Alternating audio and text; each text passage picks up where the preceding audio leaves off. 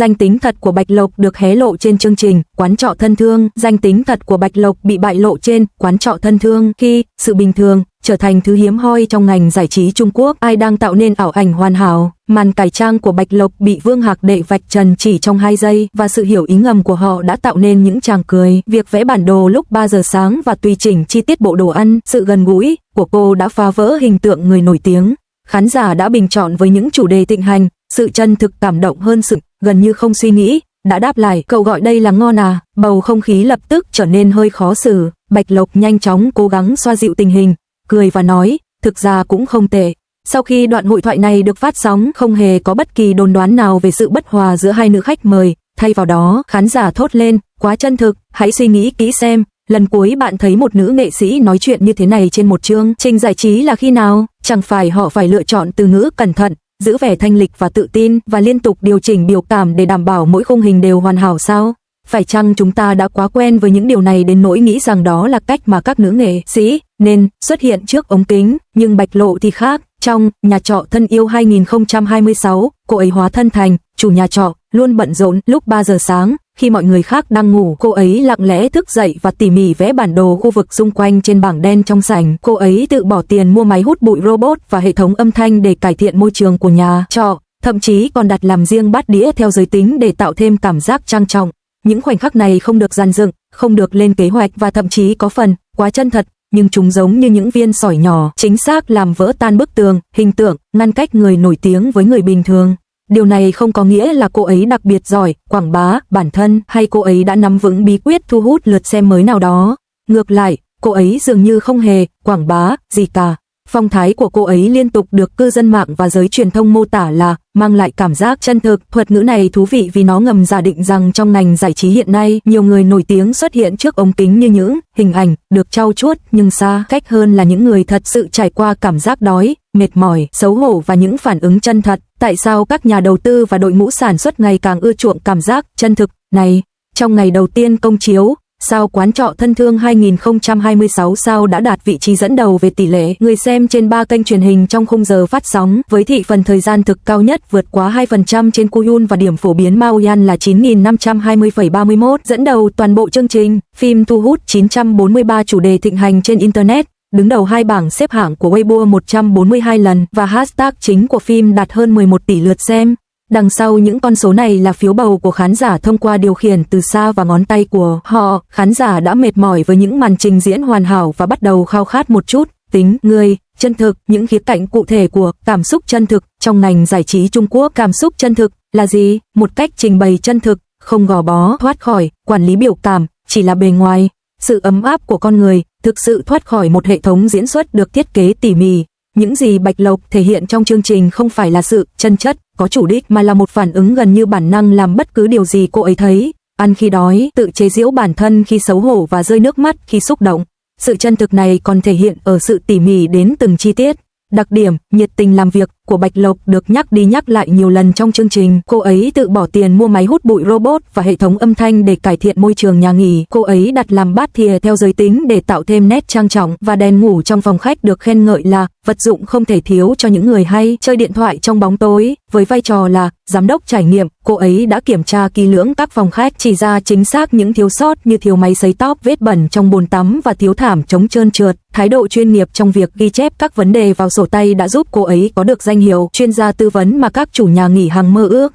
Điều đáng ngạc nhiên hơn nữa là cô ấy tự bỏ tiền nâng cấp nhà nghỉ, máy hút bụi robot, bộ đồ ăn được thiết kế riêng theo màu sắc, đèn ngủ và thậm chí cả bảng đen vẽ tay theo chủ đề cây dừa. Cô ấy từ chối những phòng sang trọng do đoàn làm phim sắp xếp và tự nguyện chuyển đến ở ký túc xá dành cho nhân viên. Chin Lan, một khách mời tại sự kiện đó, nhận xét nhà nghỉ trở nên chân thực hơn nhờ có cô ấy. Khi Sen Duy lần đầu tiên nhìn thấy cô ấy tất bật, cô ấy thậm chí còn sững sờ trong giây lát, nhầm cô ấy là quản lý sản xuất chứ không phải một người nổi tiếng nữ. So sánh hình tượng truyền thống, sự chuyển đổi thẩm mỹ từ thần tượng trên mây sang người thật xung quanh chúng ta. Mô hình truyền thống xây dựng những thần tượng hoàn hảo, được trau chuốt tỉ mỉ, ngoại hình tinh tế, lời nói và hành động không tì vết, và khoảng cách không thể với tới. Xu hướng mới nổi lại ưa chuộng những người nổi tiếng, sống động, những người có khuyết điểm, cảm xúc thăng trầm và sự gần gũi, dễ đồng cảm. Nữ nghệ sĩ 54 tuổi Quy Ying đã gây xôn xao dư luận trên mạng với một loạt hành động thẳng thắn trong chương trình phỏng vấn Warm Welcome của Papi Chiang khoe những món đồ rẻ tiền như kính đọc sách 10 nhân dân tệ và khuyên tai 2,5 nhân dân tệ, thừa nhận nghe nhầm từ rau bina thành tiếng Tây Ban Nha khi đi mua sắm ở Thái Lan và công khai thừa nhận sự thật đáng xấu hổ rằng vẻ mặt giận dữ của cô là bình thường sau phẫu thuật thẩm mỹ, phẩm chất không giả tạo. Dám phơi bày khuyết điểm này đã được cư dân mạng gọi là giới hạn của sự sống động trong ngành giải trí Trung Quốc. Sự nổi lên trở lại của phẩm chất này trùng hợp với việc sự sống động được chọn là một trong 10 từ khóa thịnh hành nhất năm 2025, trực tiếp đề cập đến một vấn đề phổ biến trong ngành giải trí hiện nay, việc biến các nghệ sĩ thành người máy, trang điểm hoàn hảo, lời nói không tì vết và hình tượng đồng nhất cao độ, chỉ thiếu cảm xúc chân thật và sức sống thực sự. Bản chất của sự sống động là việc khán giả tập trung vào con người hơn là biểu tượng. Tại sao khán giả lại đón nhận sự sống động, cấp độ tâm lý, sự mệt mỏi vì sự hoàn hảo và sự bù đắp cảm xúc? Sau thời gian dài chìm đắm trong các bộ lọc, kịch bản và những thứ ngọt ngào nhân tạo, khán giả đã phát triển sự mệt mỏi về tâm lý và khả năng chống lại sự hoàn hảo, giả tạo. Dữ liệu cho thấy rằng sau khi bộ phim Quán trọ thân thương 2026 được phát sóng, các từ được sử dụng thường xuyên trong phần bình luận bao gồm chữa lành và thuốc giảm đau điện tử, phản ánh nhu cầu bù đắp cảm xúc của khán giả, sự mệt mỏi sau giờ làm việc, cơn thèm ăn mãnh liệt và những cuộc trò chuyện vui vẻ giữa những người quen được thể hiện bởi Bạch Lư và những người khác đã gây được tiếng vang lớn với trải nghiệm hàng ngày của người dân bình thường, tạo ra sự kết nối cảm xúc mạnh mẽ và sự cộng hưởng tâm lý. Người xem thấy chính mình phản chiếu trong cô ấy. Khi một vị khách phàn nàn về sự bất công nơi làm việc, Trương Vũ Kỳ đã đập mạnh nắm đấm xuống bàn. Nếu không vui, hãy phản kháng. Giữ im lặng chỉ khuyến khích người khác lợi dụng. Khi được hỏi liệu cô có hối tiếc về những mối quan hệ trong quá khứ hay không, cô ấy đã đáp lại không chút do dự. Hối tiếc cái quái gì? Mỗi trải nghiệm đều là một huy hiệu danh dự. Tính cách thẳng thắn này đã giúp cô ấy giành được vô số người hâm mộ. Quy Ying, 52 tuổi, với màn trình diễn chân thật và tự nhiên, đã cho mọi người thấy một khía cạnh hiếm thấy của người nổi tiếng. Câu nói bâng quơ của cô trên chương trình tiêm Botox có tính không? Đã ngay lập tức gây xôn xao trên mạng, với nhiều người xem bình luận rằng ngay cả người nổi tiếng cũng có lúc lỡ lời, cảm thấy bất an về tuổi tác và cười sảng khoái trước những câu chuyện cười. Người xem rất tinh ý và dễ dàng bác bỏ những chương trình giả tạo và đạo đức giả. Cấp độ văn hóa xã hội, sự trở lại của giá trị đối với tính chân thực và uy tín trong bối cảnh cuộc thảo luận ngày càng sôi nổi trong xã hội về tính chân thực và chống thoái hóa. Tính chân thực trong nội dung giải trí đã trở thành một thứ hàng hóa khan hiếm và là một chuẩn mực giá trị mới. Hiện tượng Quy Ying cho thấy khán giả đã giải mã được hình tượng, thần tượng hoàn hảo. So với xu hướng da trắng bệch và vẻ ngoài được trau chuốt như AI đang thịnh hành hiện nay, việc cô kiên định với làn da rám nắng khỏe mạnh và từ chối các thủ thuật thẩm mỹ quá mức cùng với phong thái thư thái và tự tin mang dấu ấn thời gian đã giúp cô được công nhận rộng rãi hơn. Sự thay đổi này phản ánh nỗi hoài niệm của công chúng về phẩm chất ngôi sao, đặc biệt của các ngôi sao thế hệ millennial. Về cơ bản là sự nổi loạn chống lại các khuôn mẫu thẩm mỹ công nghiệp hóa, triết lý sống không vật chất của cô, chẳng hạn như đi xe máy điện đến chợ và chơi tennis mỗi ngày, đã biến sự thư giãn từ một khái niệm trừu tượng thành một ví dụ cụ thể trong cuộc sống. Sự mong muốn của khán giả về những người thật, một phần xuất phát từ phản ứng chống lại sự diễn xuất và giả tạo ngày càng tăng trong đời thực và trên mạng. Xu hướng những người thật trong các chương trình giải trí năm 2025 về cơ bản là sự khao khát của khán giả về sự tương tác giữa người với người chân thực và sống động. Loại nội dung này không giả tạo, giàu cảm xúc và phản ánh thực tế, tự nhiên lay động lòng người mà không cần dàn dựng. Cơ chế sản xuất thay đổi đằng sau luật giao thông, từ tạo ra thần thánh đến tạo ra con người, một sự chuyển dịch thầm lặng trong logic sản xuất người nổi tiếng. Các ngành công nghiệp truyền thống chuyên sản xuất những sản phẩm thần tượng, hoàn hảo, đáng tôn thờ. Tuy nhiên, các xu hướng mới đang bắt đầu cố gắng bảo tồn hoặc định hình những cá nhân bằng xương bằng thịt với tính người để đáp ứng nhu cầu thị trường mới. Thị trường chương trình tạp kỹ đang chuyển từ các màn trình diễn có kịch bản sang thực tế không kiểm soát, những màn bắt chước ngẫu hứng và lối diễn hài hước tỉnh bơ của Quy Ying trong chương trình trái ngược hoàn toàn với những nhiệm vụ theo dây chuyền sản xuất của một số chương trình tạp kỹ chậm chạp với nội dung tắm nắng và mơ mộng. Sự đón nhận nhiệt tình của khán giả đối với các chương trình như chào đón nồng nhiệt với những đoạn đối thoại chân thực khẳng định rằng tính người đang thay thế cảm nhận chương trình tạp kỹ truyền thống trở thành tiêu chuẩn mới cho các chương trình truyền hình thực tế. Cảm nhận chương trình tạp kỹ nhấn mạnh sự nắm bắt và hợp tác của khách mời với nhịp điệu của chương trình, ngôn ngữ máy quay và hiệu ứng nội dung. Đó là biểu hiện của việc biết cách chơi trò chơi truyền hình giải trí và hiểu ngôn ngữ máy qua khía cạnh sự sống động, nhấn mạnh tính cách tự nhiên và bất ngờ của khách mời trong chương trình. Đó là một trải nghiệm thẩm mỹ nơi khán giả cảm thấy như họ là những người thật. Thương mại hóa, sự sống động, rủi ro và cơ hội cùng tồn tại. Những cơ hội mà sự sống động mang lại là rõ ràng, lòng trung thành của người hâm mộ mạnh mẽ hơn, phạm vi tiếp cận khán giả rộng hơn và khả năng kể chuyện phong phú hơn. Theo báo cáo phân tích thị trường chương trình giải trí năm 2025 do Zirang Technology phát hành, các chương trình trải nghiệm lối sống dẫn đầu thị trường chương trình giải trí trực tuyến với 32 chương trình, tăng 23% so với năm trước. Các chương trình du lịch chiếm 34% lượng người xem hiệu quả, trong khi các chương trình lối sống chiếm 21%. Tuy nhiên, rủi ro cũng tồn tại, ranh giới giữa thực tế và chủ nghĩa hiện thực được dàn dựng đang bị mờ đi, và việc tiếp thị quá mức thực tế có thể phản tác dụng. Tính không thể kiểm soát của sự sống động đặt ra yêu cầu cao hơn đối với hoạt động của nhóm. Sự trở lại mạnh mẽ của Quy In không phải là ngẫu nhiên, sự tự tin của cô bắt nguồn từ sự điềm tĩnh được hỗ trợ bởi kinh nghiệm vững chắc trong nhiều lĩnh vực. Một siêu mẫu thế hệ đầu tiên, nữ chính phim của Trương Nghệ Mưu và quán quân của Variety Big Show, cùng nhiều thế mạnh khác trong các ngành nghề, cho phép cô hoạt động mà không cần dựa vào hình tượng cá nhân hay dữ liệu lượt xem.